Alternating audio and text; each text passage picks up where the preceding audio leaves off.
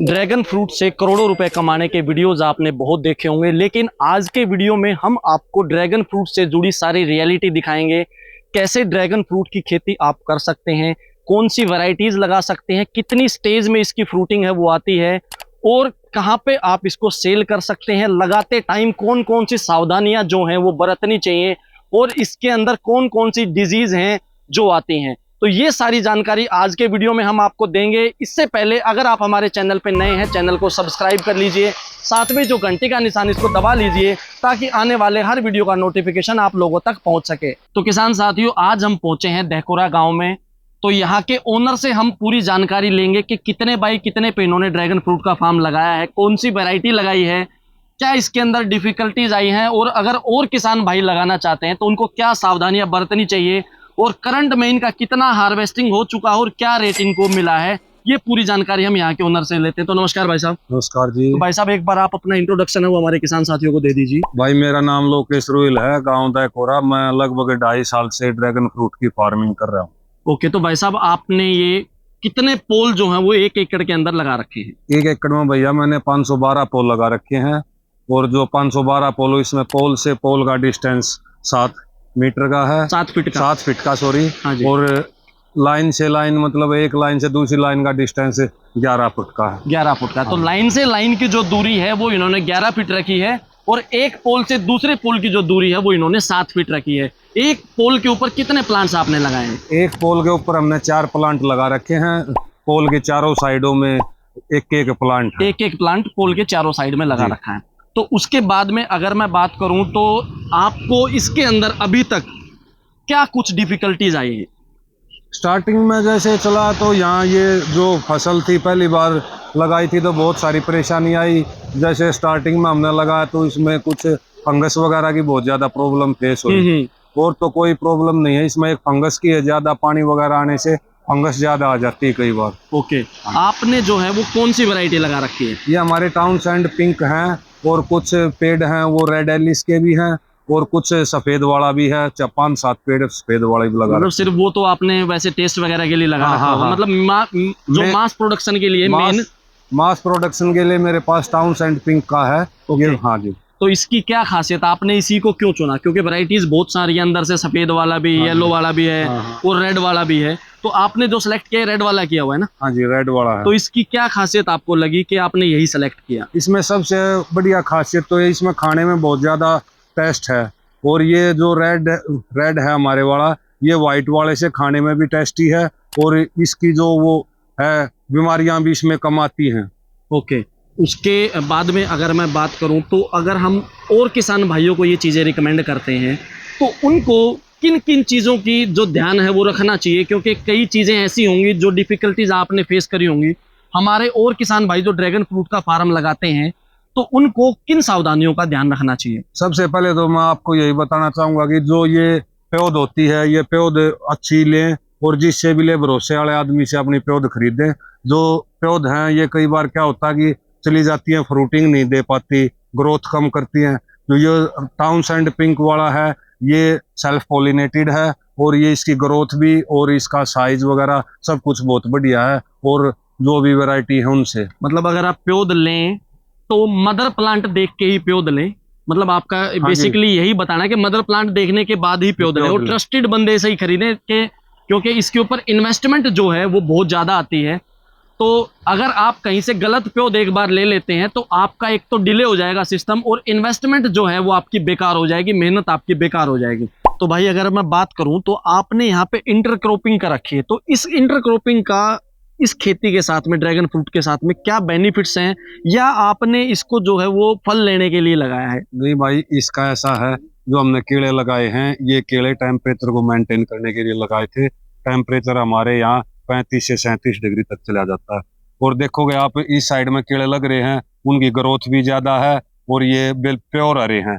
और आप इस साइड में देखोगे तो इनकी ग्रोथ भी कम है, और इनके ऊपर सनबर्न का और बहुत ज्यादा इफेक्ट है, ये आपको देखने को मिलेंगे। तो केला इसका टेम्परेचर वो 3-4 डिग्री तक मेंटेन कर देता है। सर्दी के मौसम में इसके ऊपर धुंध पड़ती है, और जो पाला कहते हैं, कोरा कहते हैं, वो जमता है, उसको भी वो बचाता है, उससे बचा लेता है। हाँ जी, और गर्मी में इसकी छाया भी करता है। और जो तीसरा एक और बेनिफिट है जो केला का, वो जब फ्लडेड वाटर खड़ा होता है तो उस पानी को भी सोखने में हाँ। केला जो है कामयाब है और पौधों को फ्लडेड वाटर से भी बचाता है। केले में ये है, जो अगर आपकी जमीन में दीमक लगती है, कोई भी दीमक की होगी तो केला दीमक को जड़ से खत्म कर देता है।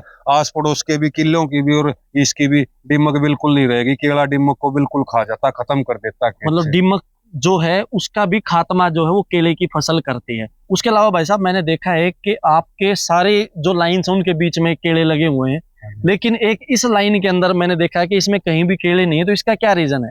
भाई यो तजर्बे के लिए रखा था, वो बिल्कुल हरे हैं। इन पर डायरेक्ट सनलाइट लगती है तो ये ग्रोथ भी कम कर रहे हैं हमारे फ्रूट। और इनके ऊपर देखो आप, ये पीले पीले से और इसके धूप के निशान है, सनबर्न के निशान। सनबर्न के निशान है। तो इसलिए भाई ये केले हमने इसको वो क्रॉस करने के लिए लगाए थे, ताकि भाई इनकी छाया वगैरह हो जाए अच्छे तो तरीके। एक लाइन जो इन्होंने छोड़ी थी, ये इन्होंने एक्सपेरिमेंट के लिए छोड़ी थी कि यहाँ पे अगर हम केले ना लगाएं तो क्या इफेक्ट रहेगा। तो ये एक्सपेरिमेंट में इन्होंने देखा है कि इसके ऊपर सनबर्न के निशान है, ग्रोथ स्लो है, येलोनेस है प्लांट्स के अंदर, और जो केले की छांव में है सारे प्लांट हरे भरे हैं, फ्रूटिंग भी ज्यादा है और कोई उसके ऊपर सनबर्न के निशान भी नहीं है। तो इसके साथ में अगर आप केले के प्लांट्स लगाते हैं तो जरूरी नहीं है कि आप उनसे फ्रूटिंग के लिए ही उनको लगाएं, फ्रूटिंग भी ले सकते हैं, वो सेकेंडरी आपको बेनिफिट है।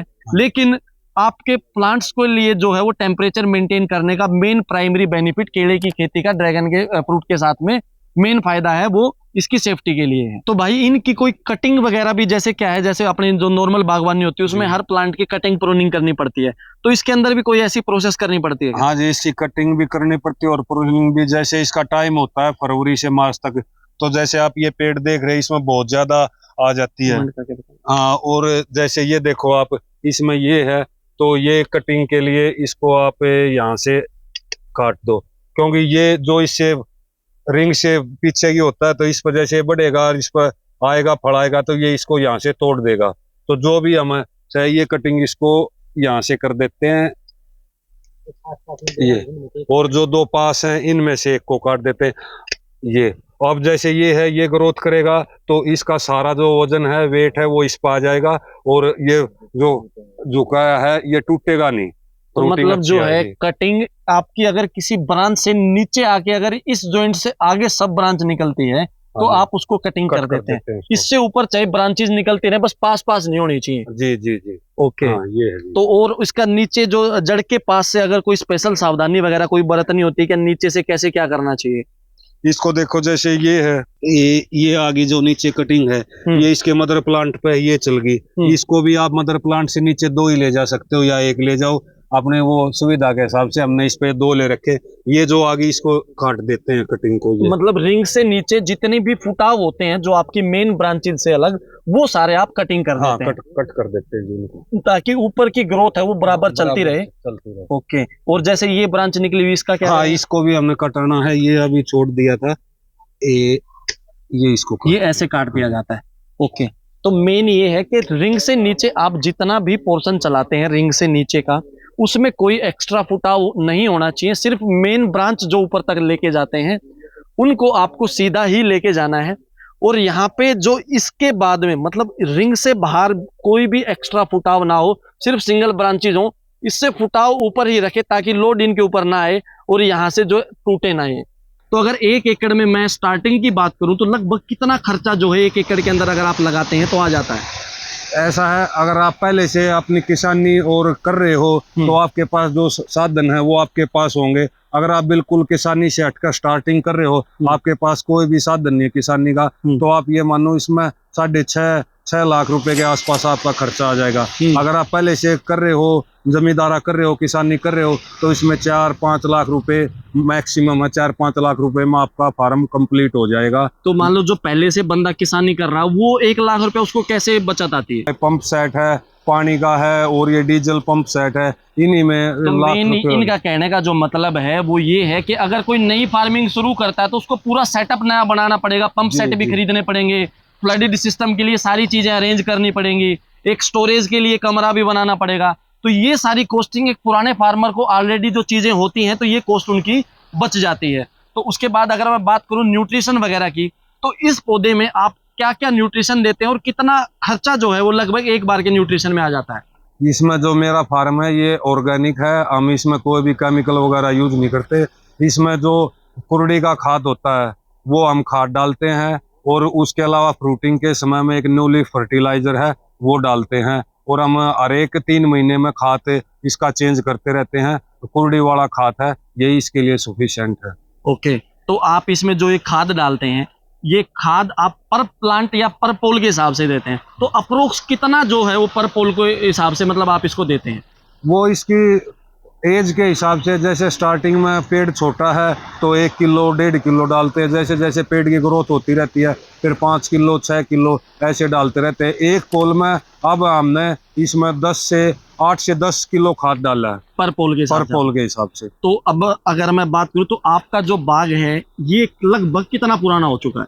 ये मेरा बाग 20 फरवरी 2021 को मैंने इसको लगाया था, और लगभग आज 2.5-3 साल के करीब हो गया है इसको। तो ये कब से आपको प्रोडक्शन देना जो है वो इसने शुरू किया था? अब ये मेरी दूसरी प्रोडक्शन है। एक प्रोडक्शन पिछले सीजन में दी थी और अब एक अब दी है इसने, और अब ये जो है 1 साल में ये एक ही बार देता है। एक बार में ये 4 इसकी वेव आती है, 4 बार ये फल देता है। तो एक तो प्रोडक्शन हमने, एक वेव तो हमने ले ली है इसकी, और 3 अभी आनी बाकी, एक अभी ये चल रही है और आने लग रही है। इसके बाद 2 वेव और आएंगी। तो इसकी जो अपने, अगर मैं नॉर्थ या अपने हरियाणा में अगर मैं बात करूं, इंडिया के अगर नॉर्थ में और हरियाणा में बात करूं, हाँ जी, तो इसमें फ्रूटिंग कब से स्टार्ट होती है और कब तक चलती है? क्योंकि इसमें जैसा आपने बताया कि रेगुलर फ्रूटिंग चलती है, हाँ जी। फ्रूट भी बनता रहता है।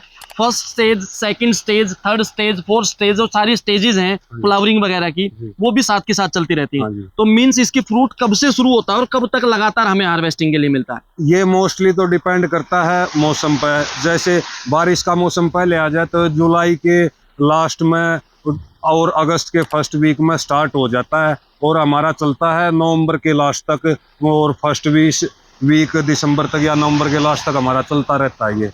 तो आपने जो इससे फर्स्ट हार्वेस्टिंग जो है वो कितने साल के प्लांट्स थे जब आपको इसकी मिल गई थी? फर्स्ट हार्वेस्टिंग मिल गई थी हमने, इसका प्लांट था ये 1.5 साल का था, तब हमने पहली फ्रूटिंग इसकी ली थी पिछले साल। तो अगर मैं उसकी बात करूं तो लगभग कितना फ्रूट है वो उतरा था फर्स्ट हार्वेस्टिंग में? फर्स्ट हार्वेस्टिंग में कुछ तो एक्सपीरियंस हमने नया नया लगाया था, कम था, और फ्रूट का जो साइज था वो भी कम था। उस टाइम में हमारा फ्रूट उतरा होगा 300 से 400 किलो के पूरे 1 एकड़ से। जो फर्स्ट हार्वेस्टिंग थी वो 300 से 400 किलो हुई थी। और पिछले साल जो इसका आपको रेट मिला था वो कैसा, मतलब कहाँ से स्टार्टिंग होगी, किस रेंज तक का इसका रेट मिला था? इसके लिए हमने पिछली बार कहीं हम नहीं गए, हमने यही लोकल मार्केट में अपना बेचा था। ज़्यादा प्रोडक्शन तो नहीं थी, 300-400 किलो की थी, तो वहीं लोकल में यहीं बहादुरगढ़, रोहतक, गुड़गांव और नजफगढ़ वगैरह यहीं हमारा सेल हो गया था। उस टाइम में हमने ये 250 रुपये किलो के हिसाब से पिछली बार बेचा था जी। ओके, और अगर मैं अब की बार की हार्वेस्टिंग की बात करूं तो अब की बार लगभग प्लांट्स आपके जो हैं वो तैयार हो गए हैं। हाँ जी। तो अब की बार अब तक आप कितनी हार्वेस्टिंग ले चुके हैं और लगभग कितनी उम्मीद है? हार्वेस्टिंग तो अभी सर चल ही रही है। अभी हमारी फर्स्ट स्टेज आई है।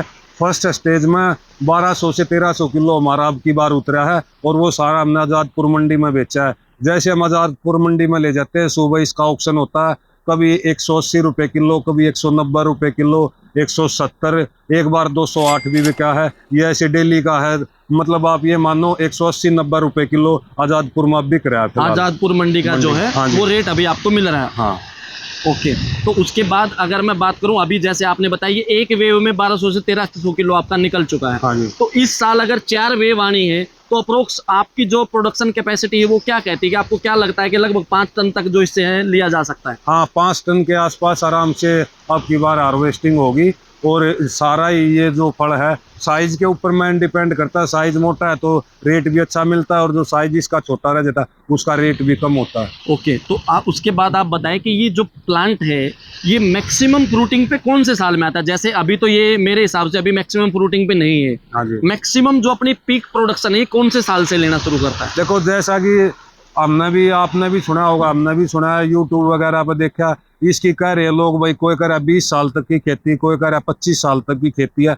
तो जैसे जैसे इसकी एज बढ़ती जाएगी, पिछले साल था जैसे 200-300 किलो उतरा था, अब की बार एक ही हमारी वो जो फर्स्ट स्टेज है उसमें 1200 किलो उतर गया। तो आप ये मानो अब की बार जब 5 टन उतर गया तो अगली बार 10 टन तो कन्फर्म है, उससे ऊपर भी हो सकता है। मतलब ये स्टेप बाय स्टेप बढ़ता रहेगा। और जब इसका पीक आ जाएगा, अब कन्फर्म ये नहीं है कि 20 साल चलेगा, 25 साल, 20 साल चलेगा, तो छठे 7वें साल में जाकर इसकी पीक आ सस्टेन कर देगा। हाँ, फिर सस्टेन कर देगा। फिर वैसे स्टेप बाय स्टेप नीचे आता रहेगा। ग्रोथ अभी इसकी इंक्रीज होने लग रही है, और एक साल इसकी जो ग्रोथ है और इसकी जो प्रोडक्शन है वो बढ़ती रहेगी। तो वो उसके ऊपर है भाई, ये 20 साल चलता है या 25 साल चलता है, उसी हिसाब से ये बढ़ता रहेगा और नीचे आता रहेगा। तो नॉर्मल खेती जो हमारे फार्मर करते हैं उनसे हट के आपको इसमें क्या लगा, क्या ये बेनिफिशियल है, इसके अंदर मेहनत ज़्यादा है, क्या चीज़ें आप किसानों को क्या रिकमेंड करेंगे, क्या उनको ये फार्मिंग करनी चाहिए? कुछ अपनी राय जो है वो किसानों के साथ जरूर शेयर करें। भाई देख, इसमें मैं एक बात बताऊंगा।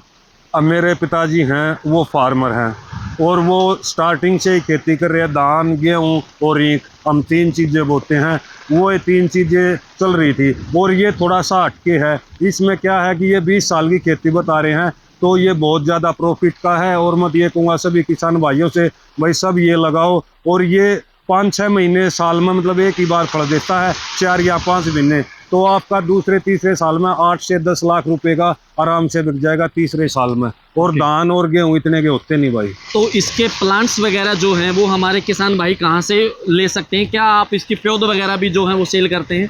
भाई पौध होगा ऐसा है, ये होती है जो 2 साल का हो जाता है ना मदर प्लांट, उसके बाद ही उसकी पौध लेनी चाहिए, वो मैच्योर होता है। और जो मदर प्लांट है जो फ्रूटिंग दे देगा, उसका आगे फ्रूट लगेगा। तो हमारे अब 2 साल के हो गए, 2 साल से ऊपर के हो गए। 20 फरवरी 2024 में हमारे को 3 साल कंप्लीट हो जाएंगे। अब की बार हम इसकी पौध भी बनाएंगे और 1 एकड़ में अपना और भी लगाएंगे। और जिस भी किसान भाई को चाहिए तो पौध भाई हमारे से संपर्क कर सकता है, ले सकता है पौध। ओके। तो उसके बाद जो आपने पोल्स वगैरह हैं, ये कहाँ से क्या कुछ परचेज किए थे? क्या पोल वगैरह आपने खुद बनाए थे या कहाँ से क्या परचेज किए थे? भाई ये जो भी सेटअप है ये हमने अपने खेत में ही बनाया है। ये पोल भी हमने खुद बनाए ही, इसके रिंग है ये भी खुद बनाए हैं।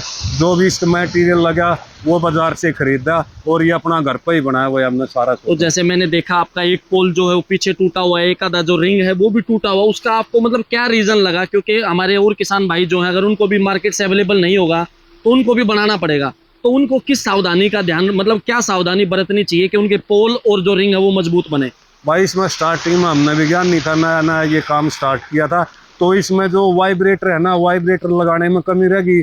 कहीं जो रिंग में बीम डाले थे वो बीम थे, वो पानी पी का बीम फूल गए, जो 2 सूत का सरिया डाला था, इस वजह से हमारे 1-2 रिंग और 1-2 खंभा टूट गया। अब भी टूट गया। तो मेरी सभी किसान भाइयों से जो भी लगा ये है, भाई इसको अच्छे से वाइब्रेटर लगाओ इसमें, और जो सीमेंट वगैरह तराई वगैरह इसकी पूरी करो, फिर इसकी जो स्ट्रेंथ है वो बहुत ज़्यादा अच्छी हो जाएगी। तो एक जो सबसे बड़ी दिक्कत आती है फार्मर्स को वो क्या है कि कई नई चीज़ें कर लेते हैं, लेकिन उसके बाद मार्केट में वो भाव और मार्केट में उसकी डिमांड वो उस टाइम तक खत्म हो जाती है जब तक फार्मर्स करते हैं। तो इसकी मार्केट में कितनी डिमांड है?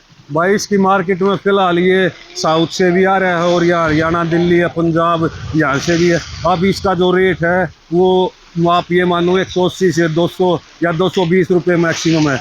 यही रेट अगर आप 2-3 महीने रुक जाओगे, जिसके विवाह शादियों के सीजन में 500 रुपये से 600 रुपये किलो बिक जाता है। अभी क्योंकि नया फ्रूट है, इसकी अवेयरनेस इतनी ज़्यादा है नहीं, इसलिए एक बार स्टार्टिंग में बेचने में दिक्कत आती है। अगर आपकी मार्केटिंग अच्छी है तो ये भाई बहुत फायदे का सौदा है। और आज़ादपुर में तो भाई तो कम आप रेट इसकी मिलता जो ही है। पैकिंग लेके जाते हैं वो किस साइजेज में लेके जाते हैं?